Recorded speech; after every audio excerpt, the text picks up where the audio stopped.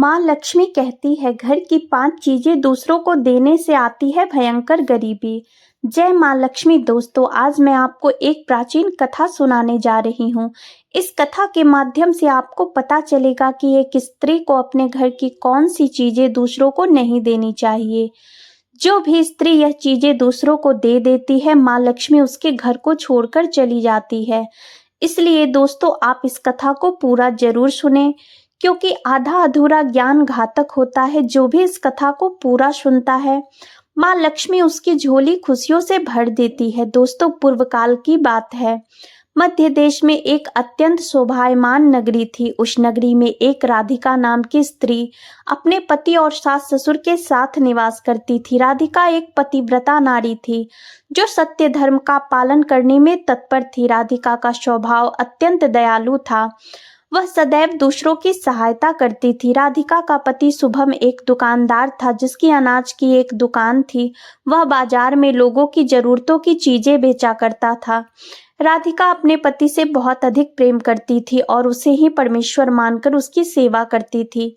राधिका नित्य पति से पहले जागती थी, अपने घर का आंगन स्वच्छ करती थी, फिर रंगोली बनाकर आंगन की सजावट किया करती थी। उसके बाद वह अपने घर को स्वच्छ करती, फिर स्नान आदि कार्य संपन्न करके वह तुलसी को जल देती थी और देवी देवताओं का पूजन करती थी। इस प्रकार से वह रोज अपने नित्य कर्म करती थी। राधिका ने कभी किसी का अनादर नहीं किया। वह सभी के साथ मधुर वाणी में बातें करती थी। सभी लोग राधिका को देखकर कहने लगे थे कि यह तो साक्षात लक्ष्मी के समान गुणों वाली स्त्री है। यह अपने परिवार का कितने अच्छे से ख्याल रखती है। इसके अलावा राधिका दान धर्म करते समय कभी अपने हाथ पीछे नहीं खींचती थी। उसके द्वार पर जो भी याचक आता, वह उसे दान दिए बिना नहीं भेजती थी। उसके द्वार से कोई खाली हाथ नहीं जाता था। जो भी भूखा उसके द्वार पर आता, वह भरपेट भोजन करके ही लौटता था, जिससे उसके द्वार पर आए हुए सभी याचक अत्यंत प्रसन्न होकर उसे आशीर्वाद देकर लौट जाते थे। इतना ही नहीं, राधिका अपने पड़ोसियों की भी सहायता करती थी। उसके पड़ोस में जो भी गरीब और दुखी लोग रहते थे, उन्हें भी वह नित्य भोजन दिया करती थी।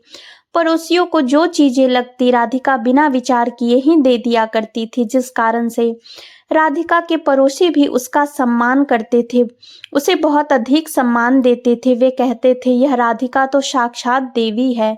साक्षात माँ अन्नपूर्णा ने ही राधिका के रूप में जन्म लिया है। लोग जब भी राधिका की प्रशंसा करते, तो वे सभी उसके विषय में अच्छी बातें ही करते। लेकिन लोगों की बातें सुनकर भी राधिका ने कभी घमंड नहीं किया। वह उन लोगों को आदर और सम्मान से ही बातें करती थी।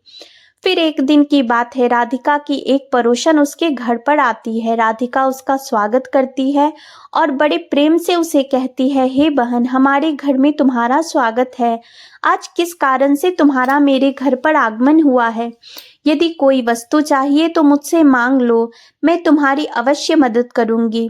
राधिका की पड़ोसन कहती है, हे राधिका बहन, आज मेरे घर पर बहुत से रिश्तेदार आए हैं। उनके लिए मैं भोजन बना रही हूँ, इसलिए मैं तुम्हारे पास रोटी बनाने के लिए चकला, बेलन और तवा मांगने आई हूँ। यदि तुम कुछ समय के लिए मुझे चकला, बेलन और तवा दे दोगी तो बड़ी कृपा होगी। मैं काम हो जाने के बाद तुम्हें जल्द ही लौटा दूंगी। राधिका कहती है, हे बहन, इसमें क्या बड़ी बात है? अभी मुझे चकला बेलन की आवश्यकता नहीं है, इसलिए तुम मेरा चकला, बेलन और तवा ले जा सकती हो। रुको, मैं अभी तुम्हें लाकर देती हूँ। फिर राधिका रसोई घर में जाती है और रसोई घर से चकला, बेलन और तवा लाकर उस पड़ोसन को दे देती है। तब पड़ोसन कहती है, हे बहन, तुम्हारा बहुत बहुत धन्यवाद। आज तुमने मेरा काम सफल कर दिया। मैं अपने मेहमानों को भोजन कराकर तुम्हारा चकला, बेलन जल्दी से लौटा देती हूँ। राधिका कहती है, हे बहन, चिंता की कोई बात नहीं है। जब तुम्हारा कार्य पूर्ण हो जाएगा, तब तुम मुझे लौटा देना। फिर वह पड़ोसन राधिका का चकला, बेलन और तवा लेकर चली जाती है। कुछ समय बाद एक अन्य स्त्री राधिका के घर पर आती है। राधिका उसका भी प्रेम से स्वागत करती है और पूछती है, पधारो बहन, आज तुम्हें मुझसे क्या काम है? संकोच ना करो और बताओ, तुम्हें मुझसे क्या चाहिए? मैं तुम्हारी मदद जरूर करूंगी। तब वह स्त्री कहती है, हे बहन, मेरे घर में बहुत गंदी हो गई है और मेरे घर को साफ करने के लिए मेरे पास कुछ भी नहीं। इसलिए मैं तुम्हारे पास झाड़ू मांगने के लिए आई हूँ। यदि तुम्हें कोई समस्या ना हो तो कृपा करके मुझे अपने घर की झाड़ू दे दो। मैं अपना घर साफ करके तुम्हें झाड़ू लौटा दूंगी। राधिका बिना विचार किए ही कहती है, हे बहन, बस झाड़ू ही तो है, इसमें क्या समस्या हो सकती है? तुम रुको, अभी मैं तुम्हें अपने घर की झाड़ू ला कर देती हूँ। इतना कहकर राधिका घर के अंदर जाती है और झाड़ू लेकर आती है और उस स्त्री को सौंप देती है। वह स्त्री राधिका के घर की झाड़ू लेकर चली जाती है। फिर कुछ देर बाद एक अन्य स्त्री राधिका के घर पर आती है। राधिका उसका भी बड़े प्रेम से स्वागत करती है। राधिका कहती है, पधारो बहन, क्या बात है, आज मेरे घर पर किस कारण से आना हुआ? तुम्हें जो कुछ भी चाहिए निसंकोच होकर कहो, मैं तुम्हारी सहायता करने का प्रयास अवश्य करूंगी। तब वह स्त्री कहती है, हे राधिका बहन, तुम बड़ी दयालु हो। मैंने तुम्हारे बारे में बहुत सुना है और तुम सभी की मदद करती रहती हो, इसलिए मैं तुम्हारे पास एक छोटी सी मदद मांगने के लिए आई हूँ। राधिका कहती है, हे बहन, संकोच ना करो, तुम्हें जो कुछ भी चाहिए मांग लो। यदि मेरे बस में होगा तो मैं मना नहीं करूंगी, मैं तुम्हारी सहायता अवश्य करूंगी। तब वह स्त्री कहती है, हे राधिका बहन, आज मेरी बेटी को देखने के लिए लड़के वाले आ रहे हैं, इसलिए मैं चिंता में हूँ। मेरे पास पहनने के लिए एक भी गहना नहीं है, तो मैं अपनी बेटी को क्या दूं? उसके पास पहनने के लिए अच्छे वस्त्र भी नहीं है, इसीलिए कृपा करके मुझे आप थोड़े गहने और वस्त्र उधार में दे दीजिए। केवल एक दिन के लिए, जब लड़के वाले देखकर चले जाएंगे तो मैं तुम्हारे गहने लौटा दूंगी। उस पड़ोसन की बात सुनकर राधिका कहती है, बस इतनी सी बात है बहन, तुम चिंता मत करो। तुम्हारी पुत्री मेरी छोटी बहन की जैसी है, उसकी सहायता मैं अवश्य करूंगी।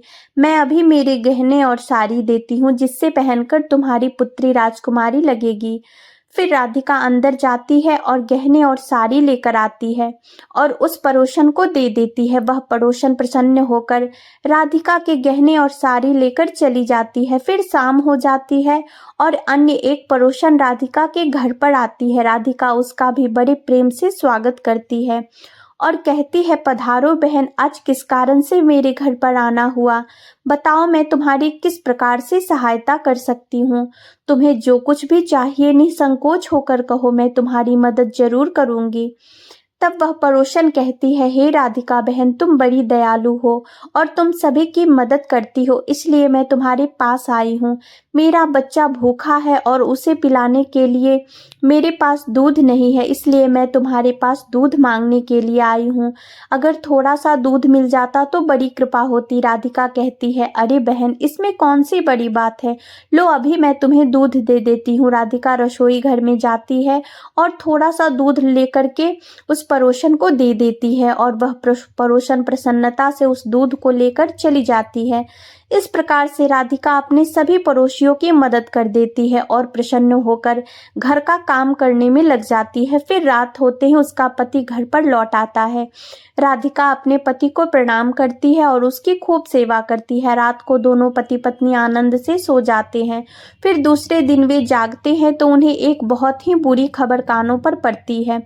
एक आदमी दौड़ते हुए राधिका के घर पर आता है और राधिका के पति से कहता है, हे भाई, कल रात को किसी ने आपकी दुकान लूट ली है, सारा माल गायब है। राधिका का पति एकदम से घबरा जाता है और दौड़ते हुए अपने दुकान पर जाता है तो देखता है उसका सारा माल किसी ने लूट लिया। वह देखता है कि उसकी दुकान में रखा हुआ सारा धन भी चोरी हो चुका है। वह दुखी और निराश होकर घर पर लौटता है और राधिका को सारी बात बताता है, जिसे सुनकर राधिका बहुत दुखी हो जाती है। राधिका कहती है, आप चिंता ना कीजिए जी, हमारे घर में अभी बहुत सारा धन रखा हुआ है, जिससे आप फिर से व्यापार शुरू कर सकते हैं। फिर राधिका अपने घर की तिजोरी में देखती है तो वह भी पूरी तरह खाली दिखाई देती है। उसके अंदर का भी सारा माल अब चोरी हो चुका था। यह राधिका बहुत दुखी हो जाती है। उसे समझ में नहीं आता कि यह कैसे हुआ। राधिका का पति उस पर बहुत क्रोधित हो जाता है और पूछता है, राधिका, सच सच बताओ, हमारे घर के अंदर रखा हुआ सारा पैसा कहाँ गया? राधिका कहती है, हे नाथ, मैं घर पर ही थी, सारा धन तिजोरी में ही था। इसे किसने चुरा लिया पता नहीं। कृपया आप शांत हो जाइए, हम कोई ना कोई उपाय जरूर ढूंढ लेंगे। राधिका का पति कहता है, यह जो तुम दूसरे लोगों को घर पर बुलाकर खिलाती हो, अनजान लोगों को घर में बुलाती हो, उसी का फल है, या उन्हीं में से किसी ने हमारे घर का सारा पैसा चुरा लिया है। क्रोध में आकर राधिका का पति उसे भला बुरा कहता है। राधिका की सास भी उसे बहुत कोसती है और कहती है, तुम ही इन पड़ोसियों की को घर की चीजें देती रहती हो, बिना सोचे किसी की भी मदद कर देती हो।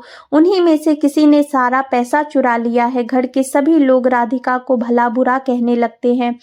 फिर राधिका अपने पति को दिलासा देते हुए कहती है, हे नाथ, मैंने मेरे कुछ गहने हमारे पड़ोसी को दिए हैं, मैं उनके पास से गहने लेकर वापस आती हूँ। फिर राधिका उस गरीब पड़ोसन के घर पर जाती है तो देखती है उसके घर पर कोई नहीं होता है। वह स्त्री भी घर छोड़कर राधिका के गहने लेकर भाग गई होती है। राधिका निराश होकर घर पर लौटती है और अपने पति को सारी बात बता देती है। राधिका की बात सुनकर उसका पति आग बबूला हो जाता है और राधिका को भला बुरा कहने लगता है। राधिका का पति कहता है, हे राधिका, तुम बड़ी मूर्ख हो। तुम्हारे ही कारण हमारा सारा धन वैभव चला गया है। तुम्हारे दान देने की आदत के कारण ही हमारे ऊपर यह मुसीबत आन पड़ी है। अब तू इस घर में नहीं रह सकती है। तू अभी इसी क्षण इस घर को छोड़कर चली जा। राधिका कहती है, हे नाथ, आपके सिवा मेरा इस दुनिया में कोई नहीं है। मैं आपको छोड़कर कहाँ जाऊं। राधिका का पति कहता है, तू कहीं पर भी जा, लेकिन अब इस घर में तू नहीं रह सकती। तेरे ही कारण मेरा सब कुछ बर्बाद हो गया है। तू इस घर में रहेगी तो बचा खुचा सब कुछ नष्ट हो जाएगा। राधिका अपने पति को हाथ जोड़कर विनती करने लगती है, हे स्वामी, ऐसा ना कहिए। मैंने कोई अपराध नहीं किया है। आपके बगैर मैं जीवित नहीं रह सकती। मुझ दासी को आप घर से मत निकालिए। लेकिन राधिका का पति उसकी एक नहीं सुनता और उसे अपने घर से धक्के मारकर निकाल देता है और कहता है, अब तू इस घर से चली जा और लौटकर मत आना। चाहे तो किसी नदी में डूबकर कूदकर अपनी जान दे दे, लेकिन अब तो इस घर में मेरे साथ नहीं रह सकती। फिर राधिका दुखी होकर रोते हुए अपने पति के घर को छोड़कर चली जाती है। चलते चलते राधिका माता लक्ष्मी के मंदिर में जाती है और माँ लक्ष्मी से प्रार्थना करते हुए कहती है, हे माँ, मैंने ऐसा कौन सा पाप किया है जो मेरी ऐसी दशा हुई है। हे माँ लक्ष्मी, मैं तो नित्य आपकी पूजा करती थी, फिर भी आपने मेरा घर क्यों छोड़ा? कृपया मुझे बताओ। माँ, मैंने ऐसा कौन सा अपराध किया जो आप मुझसे रूठ गई हो? फिर राधिका वहीं पर बैठकर सोचने लगती है, यदि मेरे पति मेरा स्वीकार नहीं करेंगे तो मैं जीवित रहकर क्या करूं? यदि मेरे ही कारण मेरे पति की दुर्दशा हुई है तो मुझे जीवित रहने का कोई अधिकार नहीं है। इतना सोचकर राधिका अपने प्राण देने के लिए नदी की तरफ जाने लगती है। नदी के पास जाकर राधिका माता लक्ष्मी से प्रार्थना करती है, हे माँ लक्ष्मी, अब मैं अपने प्राण देने जा रही हूँ। यदि मेरे द्वारा तुम्हारी पूजा में कोई कमी रह गई हो तो मुझे माफ करो। मैं अपने पति के बिना जीवित नहीं रह सकती, इसलिए अब मैं इस नदी में कूदकर अपने प्राण दे दूंगी। इतना कहकर राधिका नदी में कूदने ही वाली होती है कि साक्षात माँ लक्ष्मी उस स्थान पर प्रकट हो जाती है। माँ लक्ष्मी राधिका से कहती है, रुक जाओ राधिका, रुक जाओ पुत्री, तुम यह क्या कर रही हो? राधिका आंखें खोलकर देखती है कि साक्षात माँ लक्ष्मी उसके सामने खड़ी है। माँ लक्ष्मी के दर्शन करके राधिका बहुत प्रसन्न हो जाती है और माँ को बारंबार नमस्कार करते हुए कहती है, हे माँ लक्ष्मी, मुझे क्षमा करो, मैं बहुत बड़ी पाप करने जा रही थी। देवी लक्ष्मी कहती है, हे राधिका, मनुष्य को स्वयं अपने प्राण नहीं लेने चाहिए, यह महापाप है। ईश्वर ने जो शरीर प्रदान किया है उसे ऐसे नष्ट नहीं करना चाहिए। राधिका कहती है, हे माँ, मैं विवश हूँ, मेरे पति ने मेरा त्याग किया है और स्त्री को अपने पति के बिना नहीं रहना चाहिए। मैं अपने पति के बिना जीवित नहीं रह सकती, इसी कारण से अपने प्राण देने जा रही हूँ। देवी लक्ष्मी कहती है, हे राधिका, मैं सब कुछ जानती हूँ और यह भी जानती हूँ कि तुम्हारे पति ने तुम्हारा त्याग क्यों किया है। यह सब तुम्हारी ही भूल के कारण हुआ है। तुमने अनजाने में कुछ ऐसी चीजों का दान किया था जिसके कारण मुझे तुम्हारा घर छोड़कर जाना पड़ा। जो भी स्त्री अपने घर की इन चीजों को दूसरे को दे देती है, उनके घर में मेरा वास नहीं होता है। मैं उन वस्तुओं के साथ ही उसका घर छोड़कर चली जाती हूँ। तब राधिका कहती है, हे माँ, ऐसी वह कौन सी वस्तुएं हैं, कृपया आप मुझे बताइए। मैंने कौन सी वस्तु का दान किया जिसके कारण आपने मेरे घर का त्याग किया है? देवी लक्ष्मी कहती है, हे पुत्री, अब तुम ध्यान से सुनो।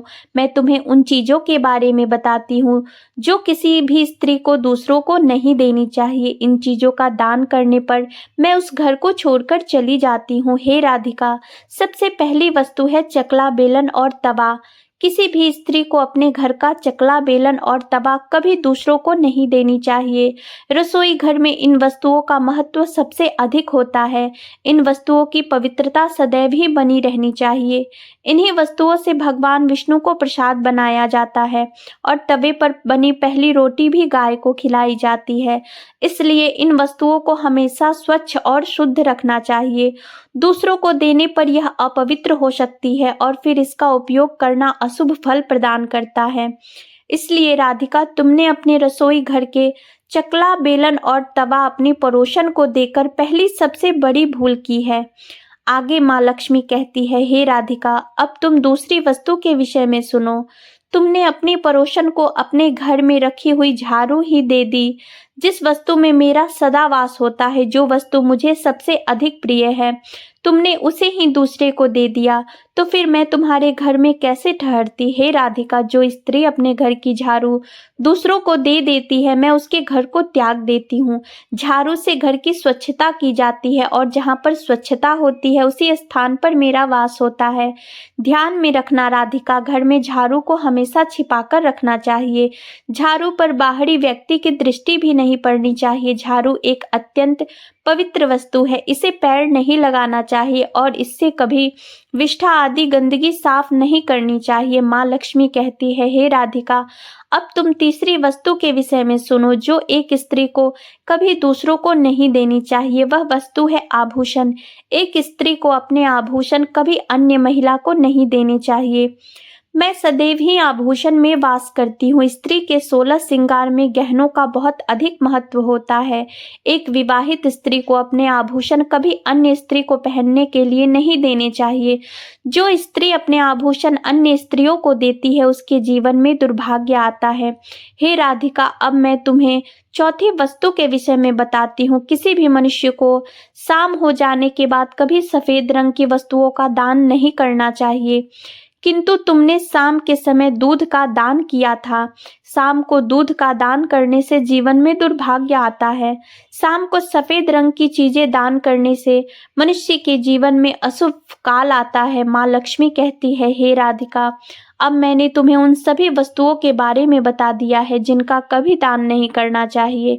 यह वस्तुएं कभी दूसरों को उधार में अथवा उपयोग के लिए नहीं देनी चाहिए। राधिका कहती है, हे माँ लक्ष्मी, मुझसे बहुत बड़ी भूल हो गई। मैं इन सभी बातों से अनजान थी। कृपया मुझे क्षमा करो और अब मुझे प्रायश्चित करने का उपाय बताओ। देवी लक्ष्मी कहती है, हे राधिका, तुमने प्रायश्चित पहले ही कर लिया है, इसलिए अब तुम अपने घर जाओ और मैं तुम्हारा संपूर्ण वैभव और धन संपत्ति लौटा देती हूँ। इतना कहकर माँ लक्ष्मी उसी स्थान से अंतर्ध्यान हो जाती है। फिर राधिका भी माँ लक्ष्मी को धन्यवाद करती है और उस स्थान से घर की तरफ जाने लगती है। तभी उसका पति रोते हुए उसी तरफ आ रहा होता है। वह राधिका के पास आकर उससे क्षमा मांगता है और कहता है, हे राधिका, मुझे माफ करो। मैंने तुम्हें बहुत बुरा भला कहा था। तुम तो साक्षात देवी के समान हो। माँ लक्ष्मी की कृपा से हमें अपना सारा धन वैभव वापस मिल गया है। जिन लोगों ने हमारा धन लूटा था उन सभी ने हमारा धन हमें लौटा दिया और तुम्हारा नाम लेते हुए क्षमा मांग ली है। यह सुनकर राधिका बहुत प्रसन्न होती है और अपने पति के साथ घर पर लौट जाती है। माँ लक्ष्मी की कृपा से राधिका के घर में फिर से सुख समृद्धि आती है और उसके बाद से राधिका ने अपने घर की यह 4 चीजें कभी दूसरों को नहीं दी।